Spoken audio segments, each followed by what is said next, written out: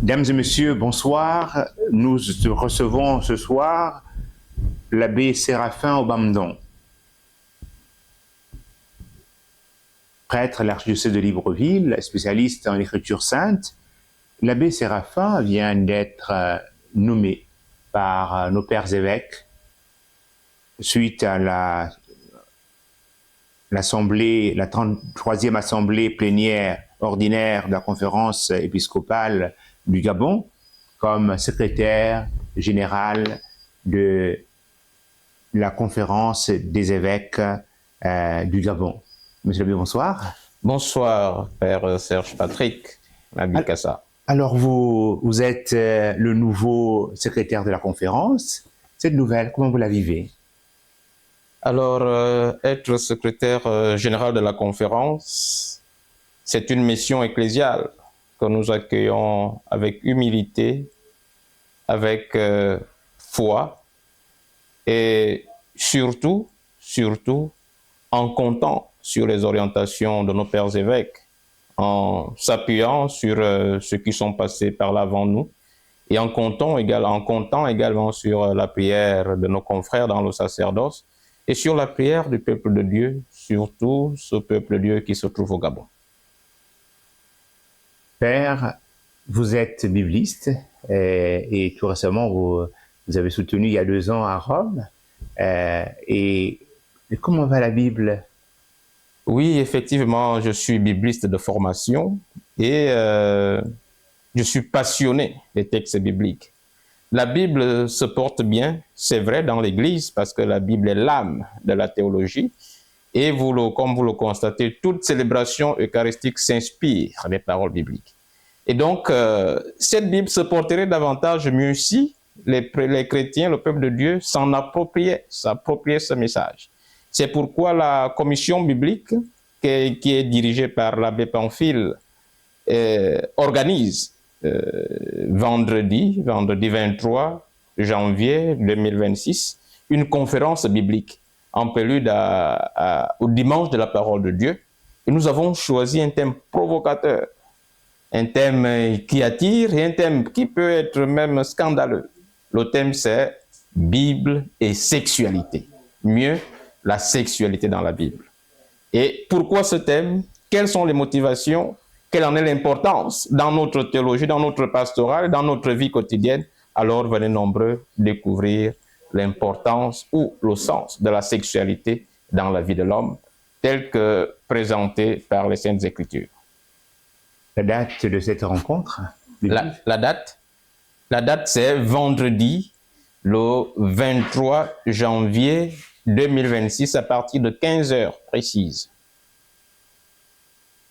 Au niveau de la conférence épiscopale, y a-t-il un calendrier, un programme, des activités d'évêques ce jour-ci? Oui, nos évêques, après l'assemblée plénière, dont la 33e assemblée plénière de la conférence épiscopale, devront se rendre en N'Djamena, au Tchad, pour une rencontre appelée la CERAC. Et le thème de cette rencontre est basé sur l'encyclique post-synodale Ecclesia in Africa, 30 ans après. Donc l'Église en Afrique, comment l'Église en Afrique doit vivre, quelles sont les problématiques de nos églises en Afrique et comment l'Église en Afrique peut être instrument de salut pour les Africains. Tels sont les aspects qui intéresseront et alimenteront les débats de nos évêques à N'Djamena. Et donc, cette rencontre aura lieu du 24 janvier au 2 février.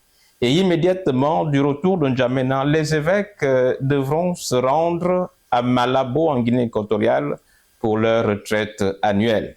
Et donc, là également, nous sommes appelés à prier pour nos évêques, à prier pour nos pasteurs et à les accompagner dans leurs activités, dans leurs missions. Parce que l'Église, c'est l'affaire de tous.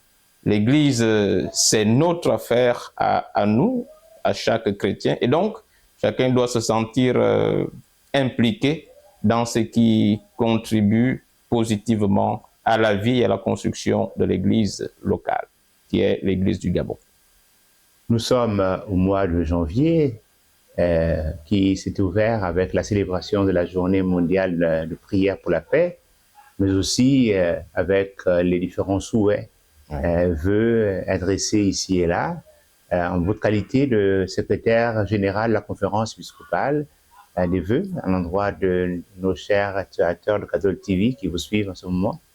Merci, merci Père. Et effectivement, le vœu fait partie effectivement des obligations bibliques.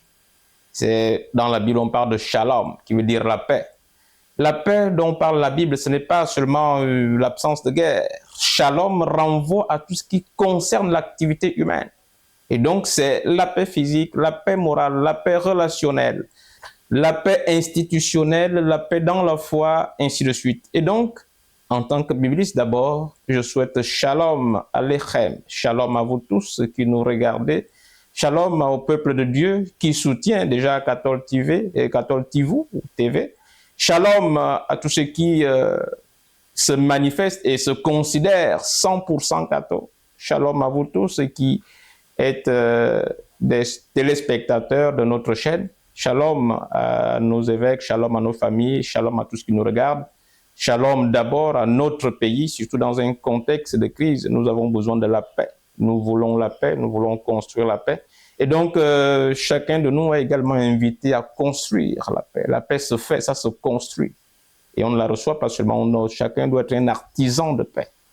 Donc, en ce début d'année, je vais encore souhaiter à chacun mes vœux meilleurs, les vœux d'une cohésion sociale, les vœux de la paix du cœur, les vœux de l'évolution, que cette année soit pour beaucoup, sinon pour tous, l'année des grandes réalisations, l'année des saintes ambitions et surtout l'année d'espérance, car l'espérance ne trompe point.